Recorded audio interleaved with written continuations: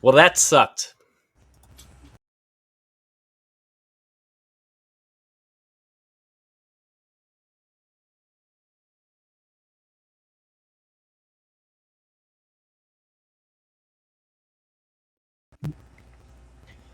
Hey, everybody, I'm Pat. This is Ray. Welcome to JetCast.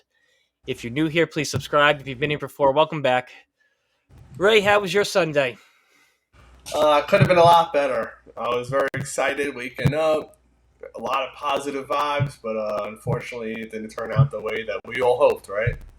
Yeah, yeah. I think the biggest key to my game before the in the pregame video that I did was stopping the run with Dalvin Cook, and that just did not happen. I think it was 20-6 at half. It looked like we were completely out of it. We almost came back. If Barrios just catches the ball, we're having a different conversation right now. Yeah, without a doubt. We briefly spoke about it, 20-6, and it was rough. We spoke about it on our halftime show, but when we came out of the half, we got that immediate three and out, positive vibes. We go down, we score another field goal from Greg the Leg, who had a lights out game today. It felt like we were really coming back. It felt like it was our game to almost lose at a couple of points there, where the offense was rolling. We didn't get a lot of pressure on Kurt. We had that one series where we started to be all over him, but unfortunately, it didn't pan out.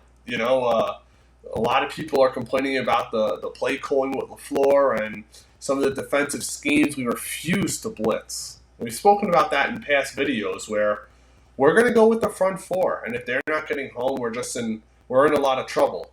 We had two sacks today, three sacks in our last two games. That's just we know as Jet fans with our kind of defense that we run, that's just not going to cut it. No, it's not going to cut it. We've definitely been a second half team all year. They definitely came out with a lot more energy in the second half.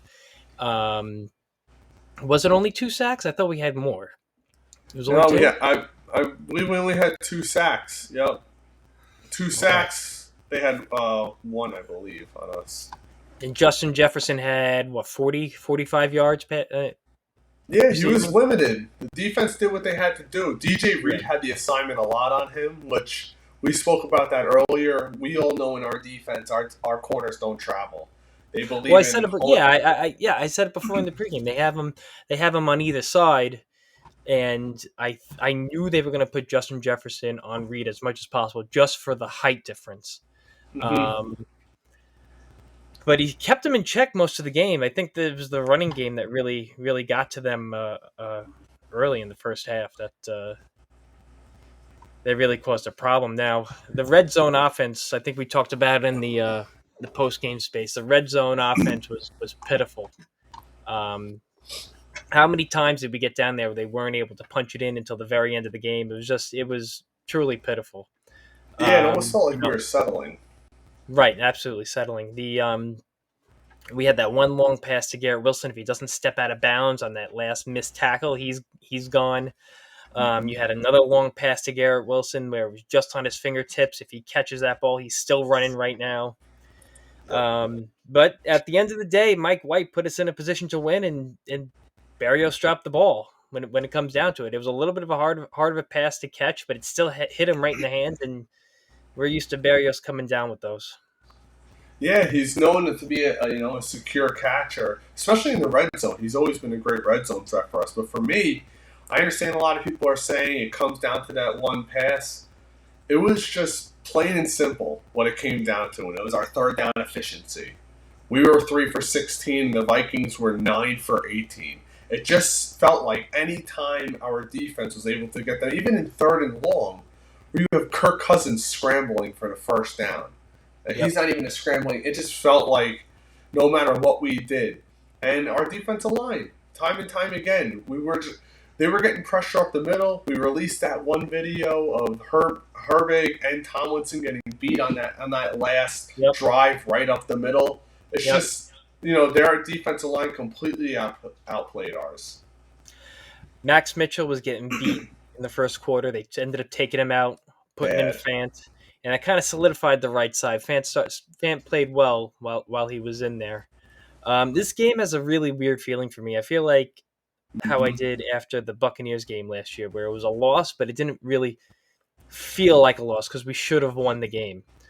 Um, it's a game of little mistakes, um, and unfortunately, we just had too many.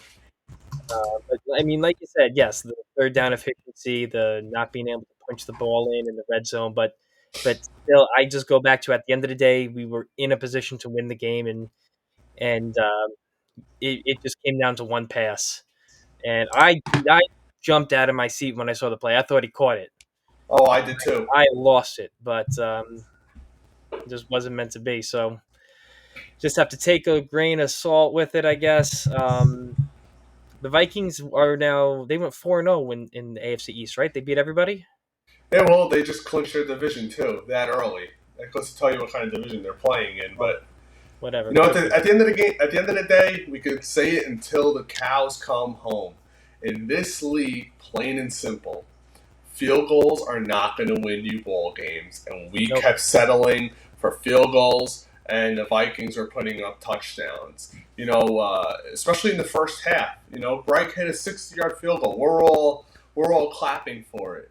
But at the end of the day, we got to start putting the ball in the end zone. And I agree with you when you said this game wasn't a total complete loss. I think today a lot of Jet fans had question marks in their head. Was last week what Mike White did the real deal? And I Right? Was it a think fluke without or a was it the doubt, real deal? yeah, without a doubt, we've seen how efficient he was in the offense today. He wasn't helped out by his wide receivers. Some people say that early ball to Corey Davis was catchable. Some people say it was too far behind him. In my eyes, he's got to catch that ball. Corey Davis is being paid a lot of money. He had unfortunately on a first down 8-yard run, he gets that holding call, brings us back early in the first quarter to where it was then first and 15. It just kept feeling like we were putting ourselves behind the chains. At the end of the day, we had 6 penalties in the game and they only had 3. So those small things add up throughout the game.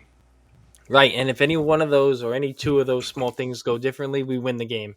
So Yep. it's one of those things where I feel like we were at least in the second half the better team, but we just couldn't. There wasn't enough time on the clock. Yeah, and it's Um, going to be really interesting to see what's going to happen in Buffalo this week coming up, which I'm sure we'll get into later on in the week. But I think a lot of people are counting us out, and the way this offense is running, if this defensive line goes back to playing the way they were playing just a couple of weeks ago, this team has the potential to be really scary down the stretch. right. And I'm just happy that Mike White played well. There is absolutely, in my mind, there's no QB controversy at all. Mike White is our quarterback. He is our quarterback for the rest of this year. And if he keeps playing like this, Mm-hmm. I don't see how he's not the quarterback, or at least is the front runner to win this position um, next year. I think Connor was it Connor Hughes? I have to look at it. Somebody tweeted out in the last 6 games that Mike White has started, the average drive length for the Jets was 38 yards, and that is third best in the entire league. Compared to I believe it was Kansas City and I forget the other team.